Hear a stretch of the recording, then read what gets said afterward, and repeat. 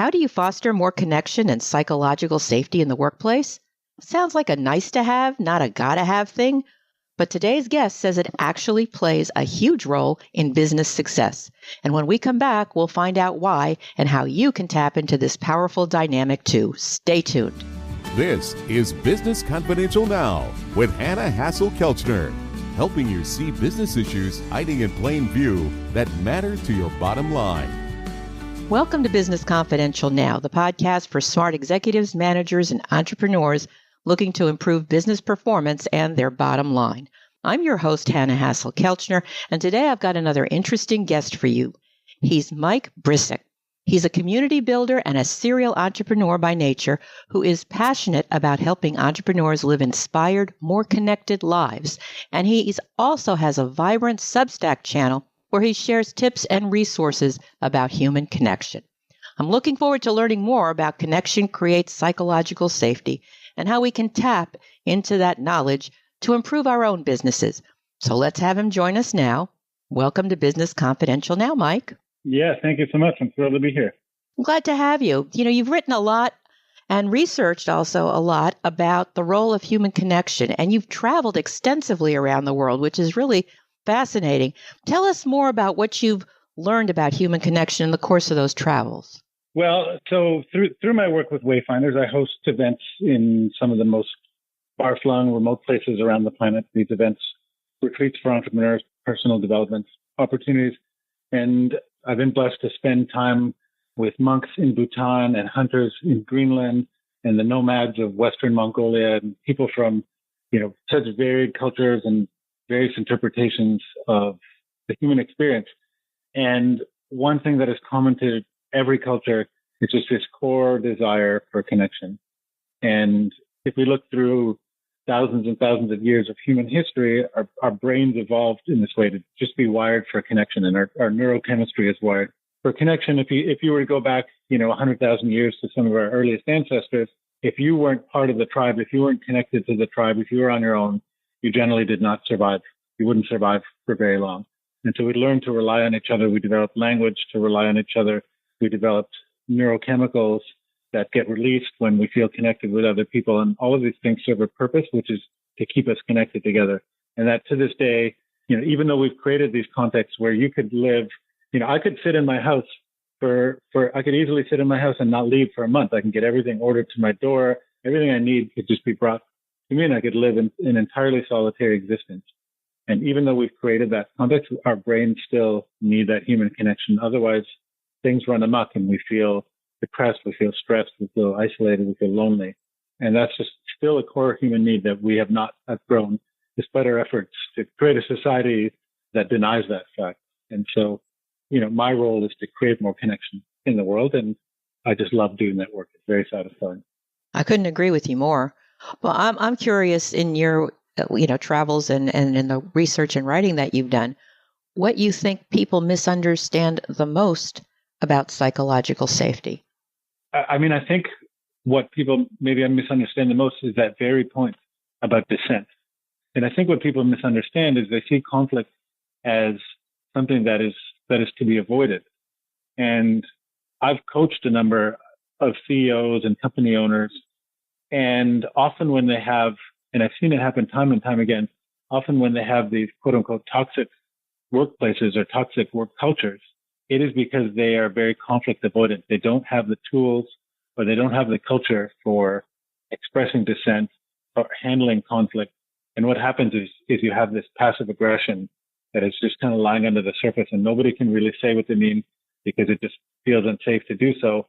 Or people just don't have the tools for handling those types of discussions. And when you can bring some of those tools into the workplace, it can be transformative. But we have to learn how to engage in conflict because, all of the same dynamics that happen in our homes, we bring those same dynamics into the workplace. And we bring those same patterns, those same childhood woundings or whatever, we bring that into the workplace.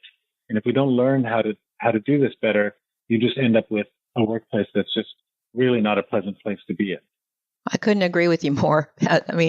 I think that fear-based environments are more common than the ones where people feel safe and look forward to a Monday morning.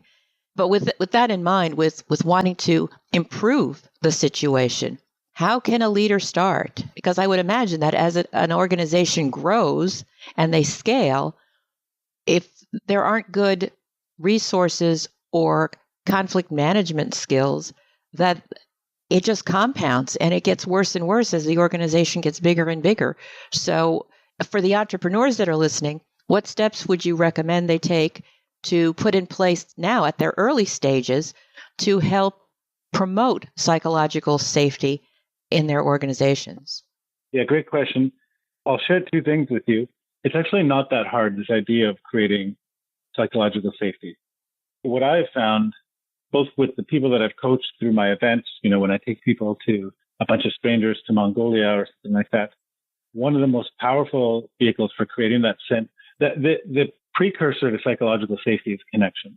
When you can help a group of people feel connected to one another, that automatically creates that psychological safety, creates a context for vulnerability. And the best way that I've experienced in doing that is simply through storytelling. And we humans, we have connected over stories for hundreds of thousands of years. Since our earliest ancestors sat around the fire, told stories about hunting, exploring, that kind of stuff. It is a natural part of the human experience and of the human spirit. And so we connect naturally over stories. And it doesn't have to be that complicated. In my previous company, in our weekly huddles, we started those meetings with 15 minutes of storytelling. And sometimes I would, it would be a prompt. So just to give you some context, my previous company, we ran high-end mountain bike trips all over the world. And one of the things we did in our weekly huddles, we would just tell stories. And sometimes, I could prompt it with just, hey, tell me about your very first bike ride. Where did you learn to ride a bike? And we would go around and people would tell their stories. And when people are telling these meaningful stories, childhood stories are particularly powerful. They resonate with other people and they see points of connection with each other. And you're just a little bit more prone to seeing that person as a human being with hopes and dreams and fears and aspirations and all that kind of stuff, rather than just a colleague or worse, a competitor, somebody who's vying with you for a promotion. We see each other as humans. We immediately feel more connected to them. And the more you invest in that, the more safety there is in the workplace, this idea of psychological safety. So it's just about creating spaces for people to connect. And you can do that through storytelling. And you can go into ChatGPT and say, hey, give me 25 prompts that will help a group of people feel more connected.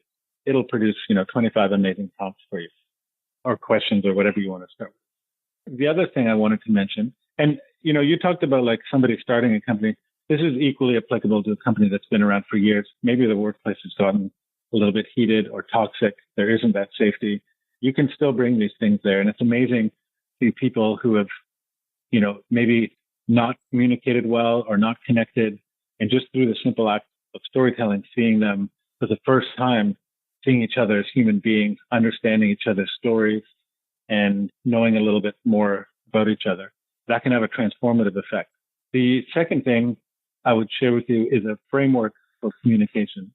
And this is particularly good in the context of conflict. And so I draw inspiration from the model of nonviolent communication. It's been around for quite some time. And it's a framework, and it's quite simple. And so we've all been in those discussions where it devolves into personal attacks against each other. So, you're such a jerk, you're so inconsiderate, that kind of, and once a conversation evolves into name slinging and attacks on personal character, it's very hard to bring those back. And so nonviolent communication is a framework that has been proven to be a much more effective way of communicating our needs, our frustrations. So I'll walk you through the framework. It's very simple. I use the acronym OFNR, OFNR, and the O stands for observation. This is something that you observed. It's either, a behavior or it's words, but it's actually something that's observable, not an interpretation.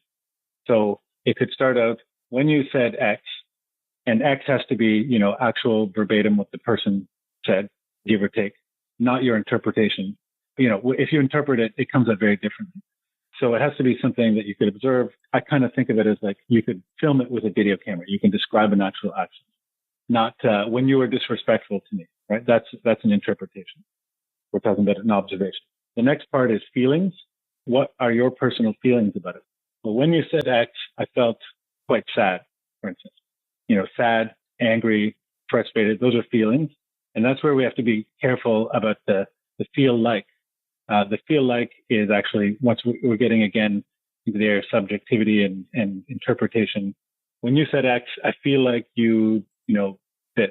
We are putting the focus on ourselves and our own feelings. When you said X, I felt sad. The next part is needs. And what need is that feeling tied to? Well, I feel sad because I need to feel, like I'm accepted in the workplace or whatever. And then the final part, the R, is a request. Could you not raise your voice during our conversations because it makes me feel scared or threatened? So when you use that framework, there's nothing to object to. People can't object to your feelings. They can't say, well, people might, but they can't really object to your feelings. Your feelings are your own subjective experience. There's nothing to disagree with. And it's the starting point for a conversation. And that is a really good framework for dealing with being able to voice what's going on for you in the workplace in a way that doesn't make the other person or people feel attacked, and hopefully have productive conversations. That's a great framework, Mike. Thank you for sharing that. I'd like to come back to what you mentioned earlier about stories and how it helps us connect. I would imagine that there are some people listening who have workplaces where it would take a lot of stories to connect and peel back the layers that they've been dealing with in some of their workplace relationships. And it's one thing when you have, a department retreat, or maybe you're getting together outside the office for whether it's a dinner or a lunch or whatever, and people maybe are telling a story about how they first rode a bike or something like that. But then they go back to their office, they go back to their desk, they go back to their computer if they're working remotely, and they fall back into old habits. So how do we overcome that inertia? Because it's not going to happen with one meeting or one story. Help us out there. Mm-hmm. I think it's really just about developing this as a habit and developing it as a muscle. It's not just something you do, once a year for 20 minutes at the company retreat. This is a habit where you take this work of people feeling connected in the workplace seriously. And when you can create a workplace where people can come and feel accepted and they feel like a sense of belonging because their coworkers see them and accept them, that is transformative. And those employees will stay. They will be far more productive than in other companies where they don't feel that. So it's really just a matter of repetition. It doesn't mean, every week you have story time and you sit around the campfire roasting marshmallows, but it does mean you are creating those contexts where people can bring their whole selves to the workplace.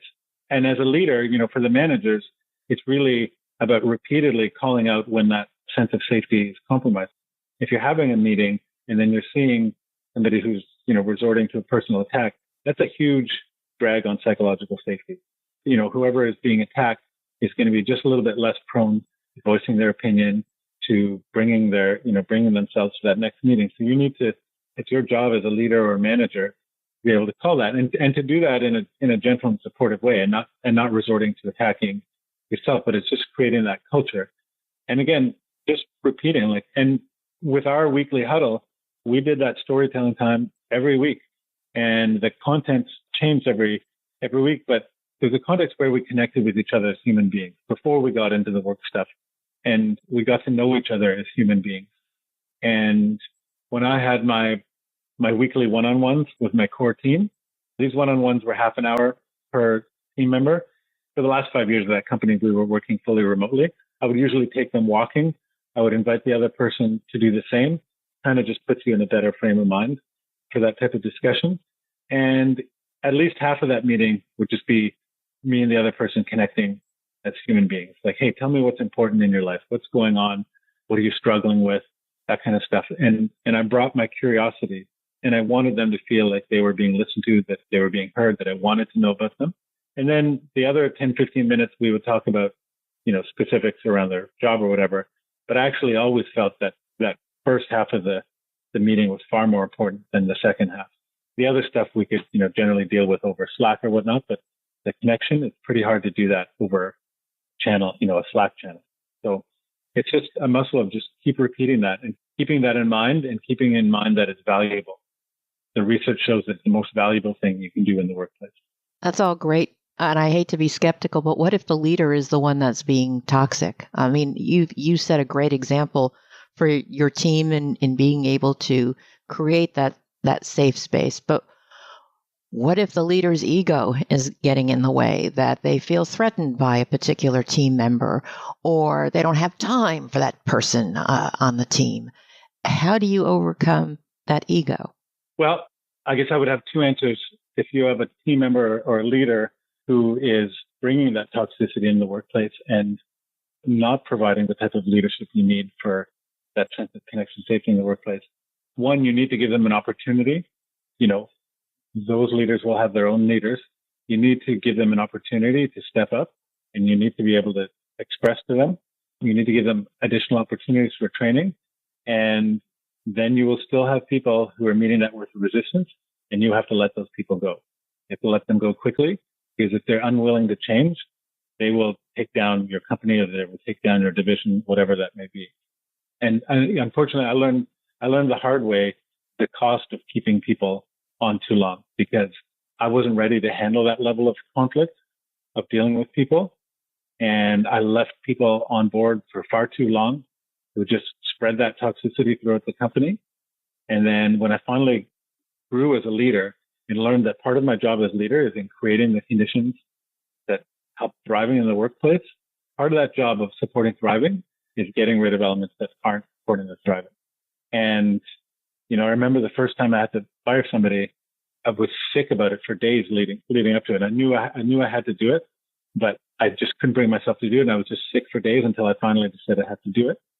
And it was not a comfortable, pleasant conversation, but it was the right thing to do. And right after I did that and let the team know, I had people coming up to me privately and just thanking me for that. And it was transformative on the culture. And it happened more than once. And so you need to recognize that, and you need to take the steps to preserve that sense of connection and safety in the workplace. Thank you for sharing that story, because I think it is hard to give somebody their walking papers. It's not easy. And again, if you're avoiding conflict that happens in a team dynamic and things that are stymieing collaboration, it's even harder to tell somebody, hey, this isn't working out. Your skill set is better served someplace else. So this has really been fantastic. Thank you so much, Mike. It's been great, and I appreciate your time and your insights about human connection, its importance, and its role in psychological safety, and the steps that we can take in order to help promote psychological safety. And I appreciate that in organizations that maybe have more toxicity than they're willing to admit, it's going to take time, and more than that 20-minute at a 1-year annual retreat, because I think too often that is the way people view it, because, well, we've got business, we got a bottom line, we got quarterly results, and everything is go, go, go, go, go, and ignoring the importance of the human factor and connection, and that without that, it just slows everything down. So if you're listening and you'd like to know more about Mike Brcic, and information as well as a transcript of this interview is available in the show notes at businessconfidentialradio.com. Appreciate your listening. Be sure to tell your friends about the show and leave a positive review. We'll be back next week with another information-packed episode of Business Confidential Now. So until then, have a great day and an even better tomorrow.